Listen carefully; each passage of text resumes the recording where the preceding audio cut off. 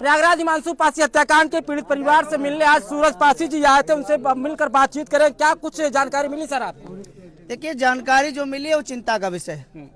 कहीं ना कहीं यहाँ क्षेत्रीय लोगों के द्वारा ये बताया जा रहा है, क्षेत्रीय लोगों के द्वारा जो बताया जा रहा है कि जो आरोपी के पिता है वो बड़े दबंग प्रवृत्ति के हैं और वो लगभग 20 साल से कट्टा भी बनाते हैं।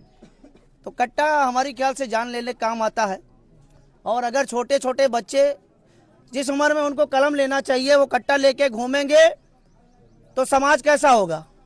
आप उम्मीद कुछ कर सकते हैं? कट्टे के दम पे कल नाबालिग बच्चियां उठा ली जाएंगी, कट्टे के दम पे किसी नाबालिग बच्चे खून कर दिया जाएगा। जैसे 18-19 साल की कोई ज्यादा उम्र नहीं थी बच्चे की, एक बच्चा चला गया ना, अब उस माँ से वो दर्द पूछिए, उसको पता होगा।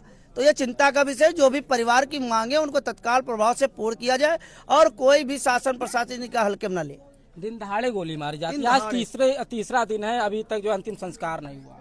अरे भाई, दिन दहाड़े गोली चली है, अभी तक जो भी बिल्डोजर कार्रवाई है, शस्त्र का है, राजस्व की जमीन की है, अब ये चीजें उस बच्चे को तो वापस नहीं ले पाएंगी, लेकिन कहीं ना कहीं एक गरीब परिवार को जीवन जीने में थोड़ा आसानी कर देंगी। बस यही तो है ना, और तो कुछ नहीं है। लेकिन जो इनके अंदर डर बना है कि कल वो छूटेंगे फिर हमारे किसी न किसी को मार देंगे, ये भय कैसे मुक्त होगा? ये क्या हमारे सूबे के मुख्यमंत्री जी बताएंगे?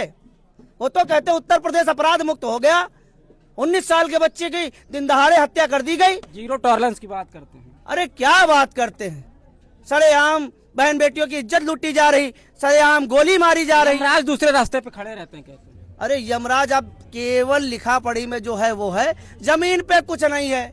जी के पास पैसा है, उसका थाना है, पुलिस है, कोर्ट है, कचहरी है। जो गरीब है वो थाने के बाहर ही टहले।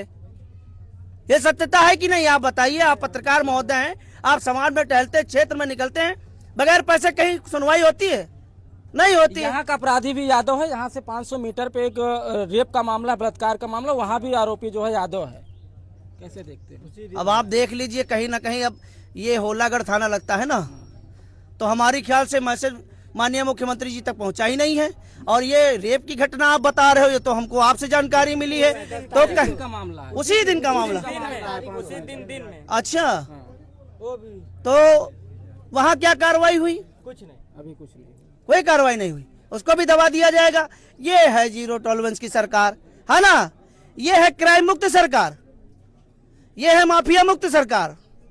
कहाँ माफिया मुक्त सरकार है? सजाती आरोपी है, उनके नेताजी आज जो है प्रयागराज में आए हैं, लेकिन इधर आए नहीं है। वो उनके चुप्पी नहीं टूट रहे हैं, उन्होंने अपने ट्विटर हैंडल से ट्वीट भी नहीं किया है। कैसे देखते हैं? हम इसीलिए कह रहे हैं कि लोगों को राजनीतिक नहीं सामाजिक बनना चाहिए। मैं कह रहा हूं कि उनके समाज का मामला है, उनका कोर वोटर है, कैसे राष्ट्रीय अध्यक्ष ट्वीट कर देगा?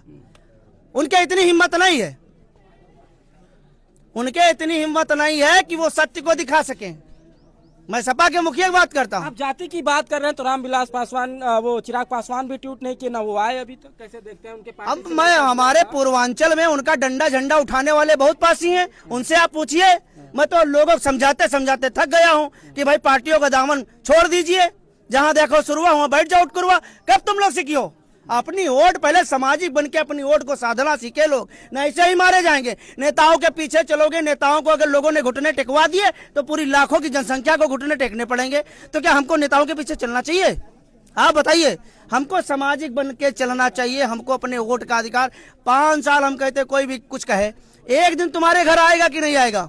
उसको घुटने टेकने एक बार तुम्हारे घर आने पड़ेगा, और जब आ जाए तो सारी कसर निकाल लो। पीड़ित परिवार के साथ सूरज पासी जी कैसे खड़े हैं, किस तरह से खड़े? देखिए, हर स्थिति में सूरज पासी खड़े हैं, प्रयागराज से लेकर लखनऊ के संघर्ष तक खड़े हैं। जो भी हमसे बन पड़ेगा मैं करूंगा। मैं बड़ी बड़ी हाँकने वाला व्यक्ति नहीं हूं, लेकिन अपने पे आ जाऊंगा तो शासन प्रशासन को हिलाने की क्षमता रखता हूं। वो मैं नहीं, मेरा काम बताता है। पीड़ित परिवारों की जो मांग थी उसमें से एक भी मांग अभी तक पूरी नहीं हुई। केवल ये कहा जा रहा है कि मुठभेड़ में पकड़ा गया है, लेकिन परिवार की मांग है जब तक एनकाउंटर नहीं होता तब तक लाश नहीं उठने देंगे। देखिए, अब बड़ी बड़ी हाँकना तो नहीं है, हाफ इनकाउंटर हो चुका है तो अब पुलिस गोली भी नहीं मार सकती, अब इनकाउंटर तो कर नहीं सकती। ये आप जानते हो, हम भी जानते हैं ना। बिल्डोजर चलना चाहिए, बिल्डोजर कार्रवाई होनी चाहिए। बिल्डोजर कार्रवाई जो प्रोसेस होते हैं कोर्ट से भी होते हैं, इनकी अवैध संपत्ति की भी जांच हो, कैसे कमाया उसकी भी जांच हो, जो भी अवैध चीजें हैं वो सब ध्वस्त हो। भाई किसी की अगर पुश्तैनी चीज है तो आप अगर माफिया ही प्रवृत्ति के व्यक्ति हैं तो उनका भी घर गिर जाता है, नहीं तो हर माफियाओं के भी घर होते हैं भाई। जो मानवता वाली चीज है वो मैं कहूंगा, और माफिया नहीं होने चाहिए। जब अतीक अहमद का इनकाउंटर हो सकता है, मुख्तार अंसारी का इनकाउंटर हो सकता है, अभी मिर्जापुर के एक पासी समाज के व्यक्ति थे, उनके ऊपर केवल गैंगस्टर लगा था, उनकी 1.5 करोड़ की प्रॉपर्टी कुर्क कई दिन, और बड़े बड़े बाहुबली माफिया पड़े जिनकी हजारन करोड़ की संपत्ति है, और कोई गैंगस्टर नहीं, वो तो बाहुबली नेता है। पता नहीं कितने 50 प्लस मुकदमा है, का उनकी संपत्तियां कुर्क भाई नहीं का वो कुर्क हुई है।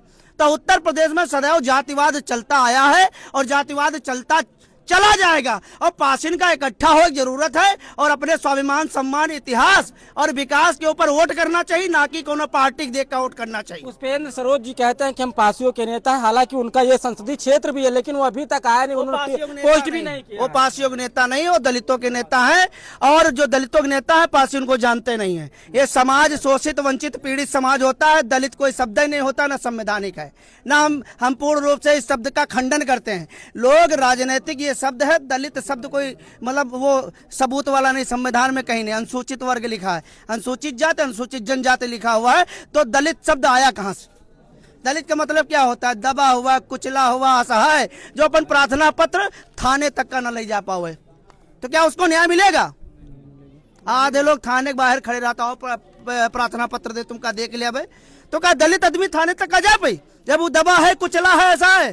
जो संघर्षशील मार्शल कौमें होती वही न्याय के लिए संघर्ष कर पाती हैं, दबे कुचले लोग नहीं कर पाते। वो दलित की राजनीति करते हैं, उनको करने दीजिए। वो देख लीजिए क्या करे, महाराजा कड़े दिन पासी जी का किला आजाद करा पाए? ना कभी करा पाएंगे। तो ऐसे नेताओं से हमको कोई अपेक्षा नहीं है। वो भी यंग सांसद थी प्रिया सरोज, थी कि नहीं थी? बड़ी अपेक्षाएं थी कि भाई यंग है, लोग काम करेंगे, लेकिन वो भी दलित बन के खो गई। लोगों को अपनी राजनीतिक रोटियां सेकना, तो समाज ऐसे लोगों को जवाब देगा।